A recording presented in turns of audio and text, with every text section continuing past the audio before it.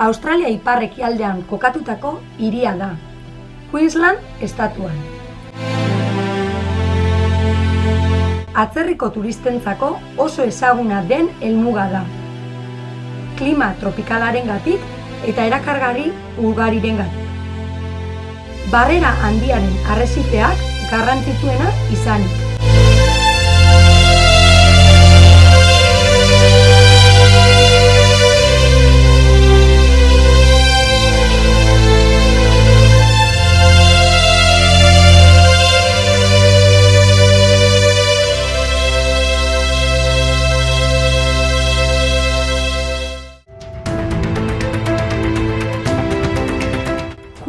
Atherton, Taberland hiriko herria eta tokia da. Kuranda Range errepidean. Oihan tropikalaz inguratuta dago eta Warn Tropics munduko ondarearen zerrendan Barron George Parke Nazionala da.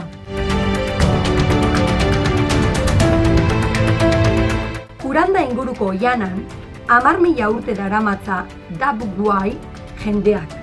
Europarrak eremua arakatzen hasi ziren 19. mendean.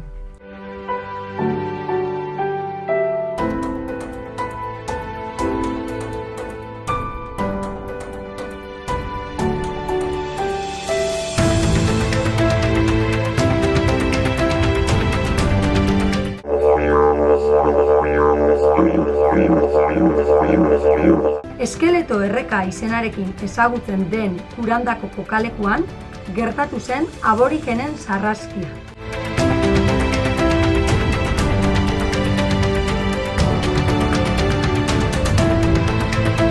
Trenaren eraikuntza Cairnsetik Miolara 1887an hasi zen. Gaur egungo tren geltokia 1915an eraiki zen.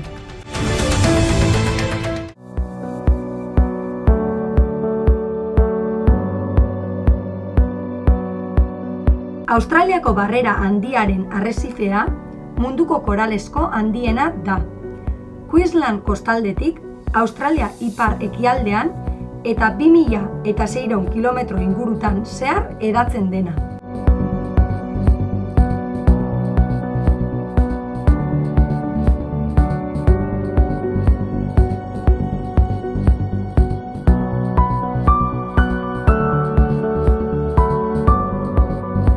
Ez da arrezife lerro jarraitua. 2.000 arrezife individual eta ia 1.000 uharte baino gehiagok osatzen dute.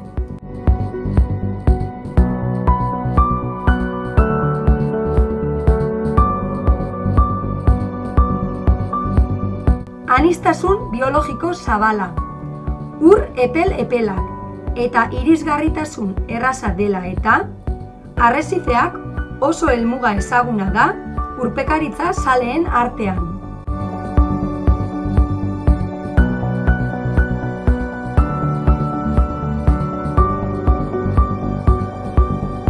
Barrera handiaren arrezifeak munduko animalia bizidunik garrantzitsuena bezala aipatzen da.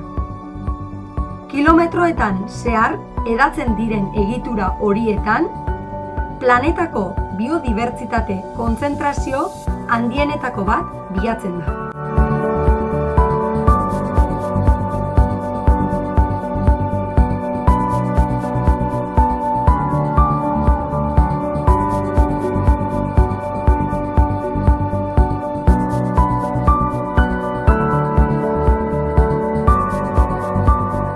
Barrera handiaren arrezifeak UNESCOk gizartearen ondare izendatu zuen 1981.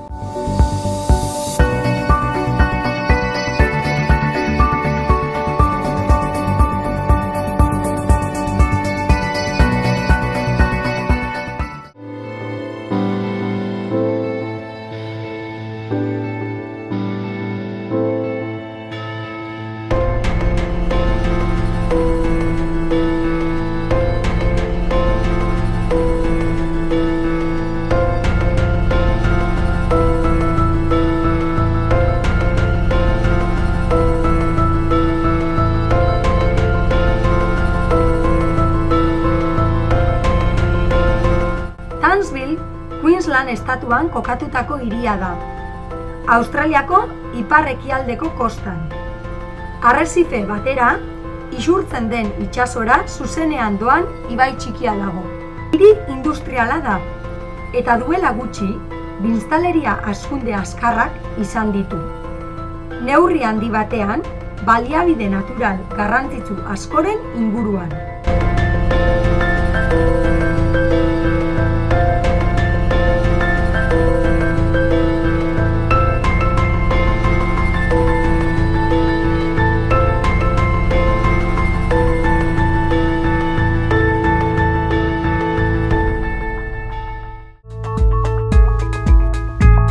Magnetic Island, Queensland estatuan dago, Australia.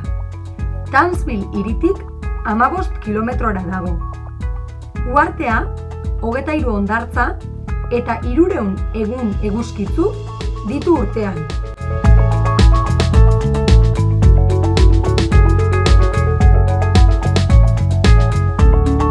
Uhartearen zati handiena, Uhart Magnetic Park, Parke Nazionalak okupatzen du.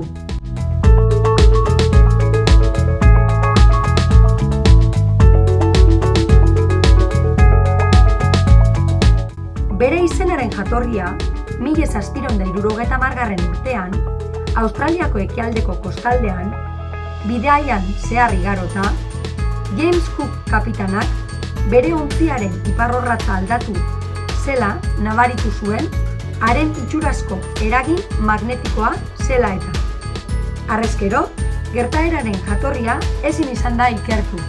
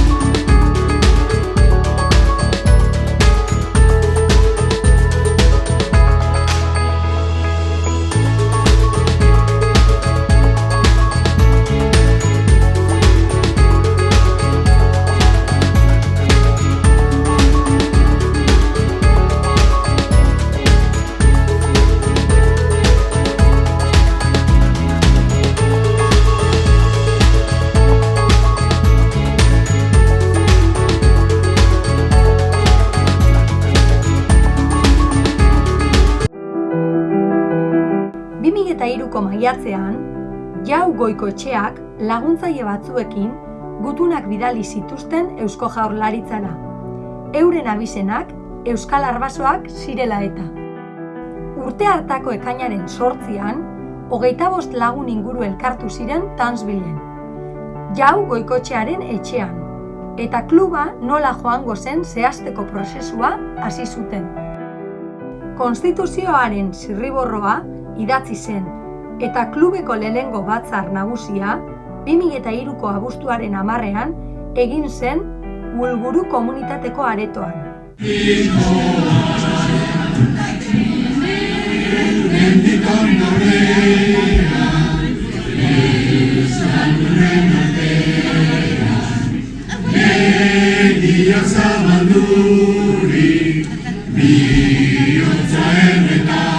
Berrehun bazkide baino gehiago hasi ziren, eta kide kopuru hori mantentzea lortu dute.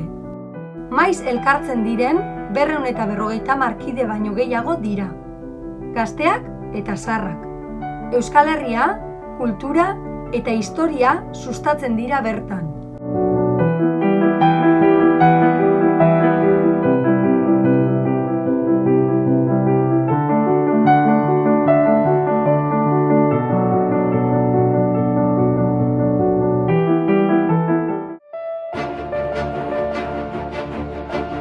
Ean, lehen kolono ezagunak Yuru tribuko aborigen australiarrak izan ziren.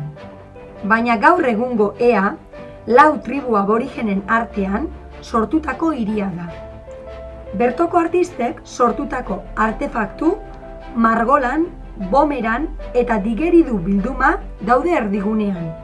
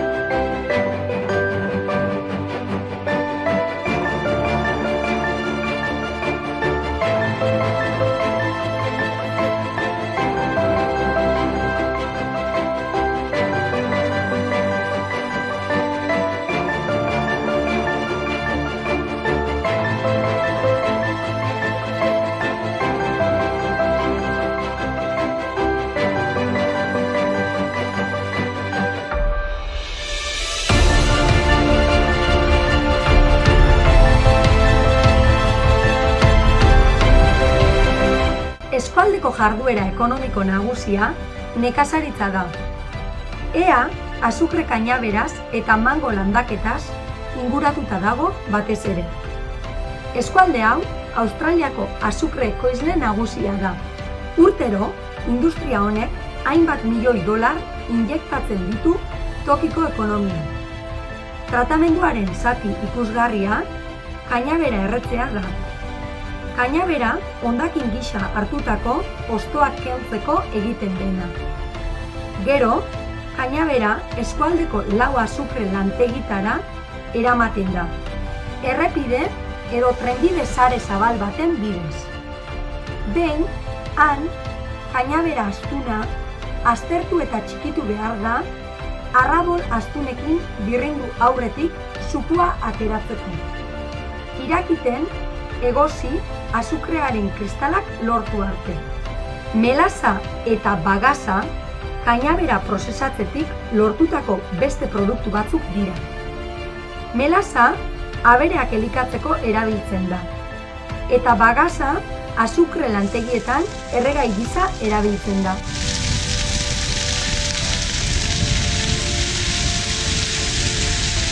Nekazaritza jarduera trinko honen ondorioz, Eako biztanle asko etorkinak dira. Batez ere, italiarrak, greziarrak eta nola ez euskaldun jatorrikoak. Azukrearen kainabera ereiteko eta biltzeko lanetan etorri zirenak.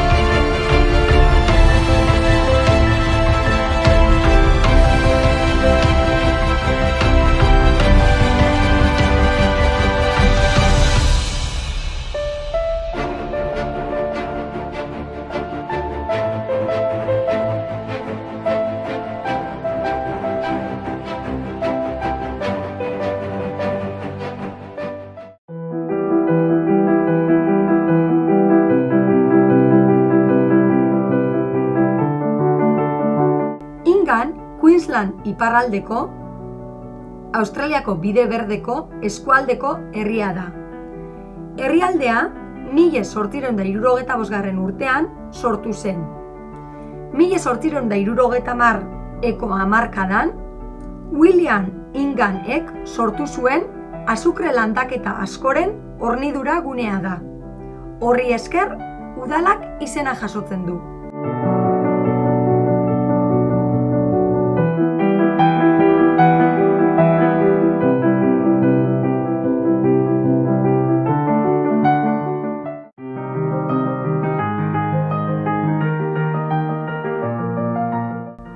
Brisbane, Queensland Australiako hiriko hiriburua eta jendetsuena da. Australiako hirugarren hiri populatuena da, Sydney eta Melbourne ondoren. Brisbane mendebaldean Kuta mendiaren presentzia du nagusi. Gona planetarioa eta lorategi botanikoak dituena. Gailurrean, hiriaren eta ibaiaren bista zoragarriak eskaintzen dituen behatokia dago. Brisbane ibaiaren hegoaldeko ertzean kokatzen den South Bank sektorea 1988ko nazioarteko erakusketaren azoka biziki berritu zen. Jatorri industriala zen, baina lorategi ederretako parke atsegin batean bihurtu zen. Han, hondartza publiko artifiziala ere badago. Jatetxe eta tabernak, jolasguneak eta itsas museoa. Ingurua, Brisbaneko bizilagunen gogokoena da. Asteburuetan, familiarekin barbakoa ospatzeko. Ekonomia, hainbat industria petrokimiko, metalurgiko, mekaniko, elikagai eta ferrometalurgikotan oinarritzen da. Bere portua ere nabarmentzen da, eta horretarako ikatza eta metalak esportatzen ditu. Kultur eta turismo gune garrantzitsua ere bada. Queenslanderako trenbide eta aireko gunea izateaz gain. Inguruan, gasbide baten terminalak eta muni kanalizaziokoak daude.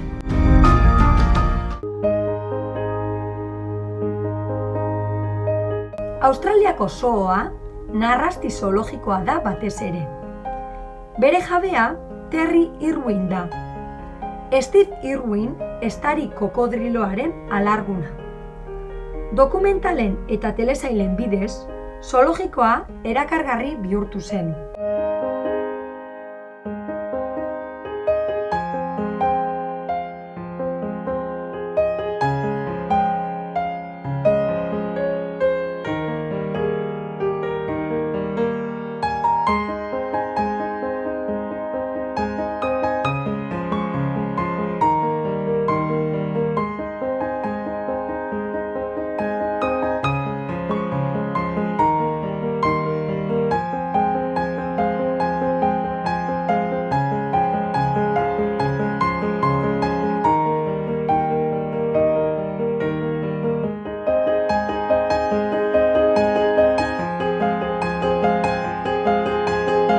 Krokodriloak eta krokosoa animalien zuzeneko erakustaldietarako auditorium berezia dira ezagunenak jendearen artean.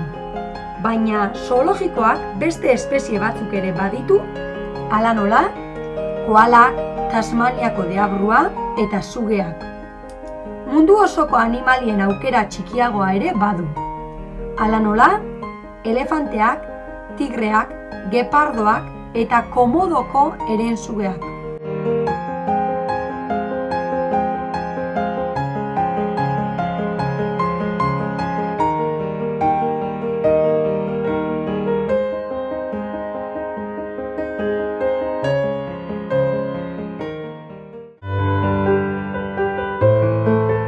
Sydney, Australia eta Ozeaniako hiririk handiena eta jendetsuena da. Bere metropoli eremuan 5 milioi biztanle inguru ditu. Hego Gales berriko estatuaren hiriburua da, eta Australiako lehenengo kolonia britainiarraren finkapena izan zen. Arthur Phillipek Britania handiko lehen flotako almiranteak, 1788an, eta herrialdeko hiririk zaharrena da.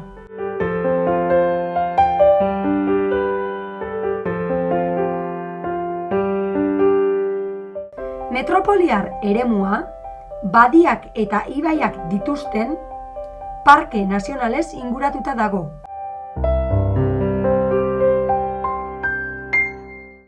Sydney munduko 15 hiri bisitatuenetakoa da. Urtero, milioika turista etortzen dira.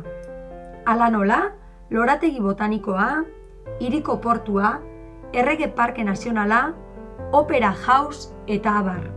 Sydney Opera House 1973 urtean eraiki zen. Eraikinak egitura organiko oso ospetsua du. Kontxa formako teila zuriekin. Opera etxeak kontzertu areto handia, opera gela eta beste gela txikiagoak ditu.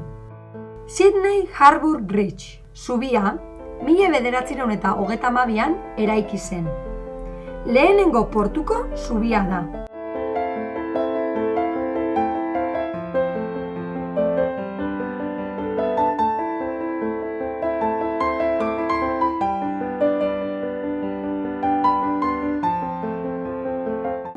The Rocks, Sydneyko auzo zaharrena da.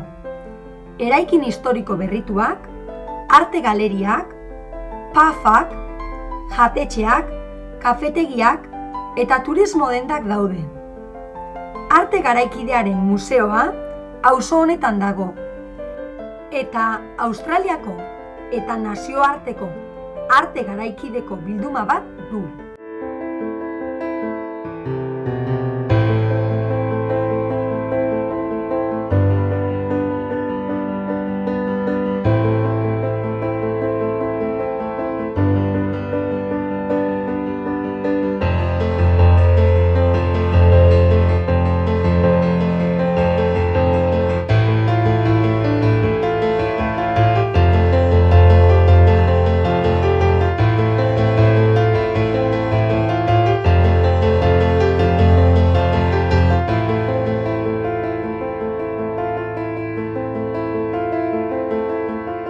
Sydneyko hondartzak oso famatuak dira.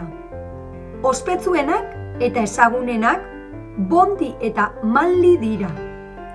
Sydneyk 50 hondartza baino gehiago ditu, eta hiriko kulturan eragina dute. Hondartza batzuk oso bisitatuak dira. Parkeak, paseoak, surfa, barbakoak, merkatuak, jatetxe eta dendak. Hala ere, beste batzuk bakartuak eta lasaiak dira.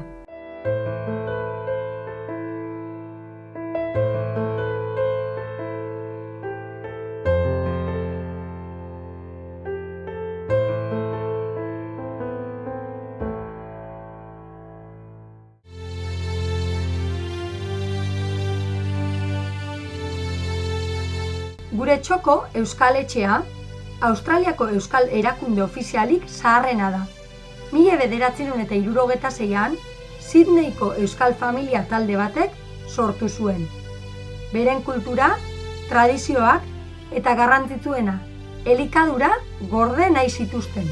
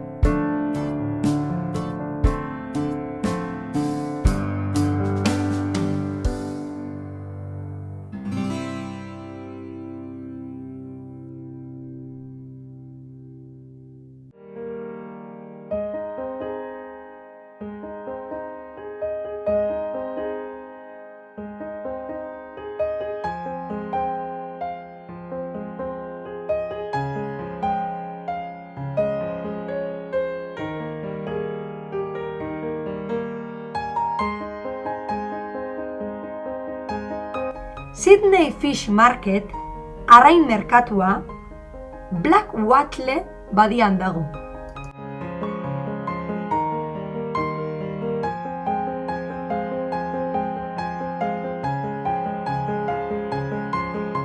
Mila 1955 sortu zuen estatuko gobernuak, eta 1984an privatizatu zuten. Munduko hirugarren arrain merkatu handiena da. Bertan, itsaski freskoen merkatua, delikagaia, sushi taberna, okindegia, opari denda, fruta eta barazki merkatua, lorezaina, edari denda, itsaski sukaldaritza eskola, eserlekuak eta bisitarientzako kanpoko paseoa daude.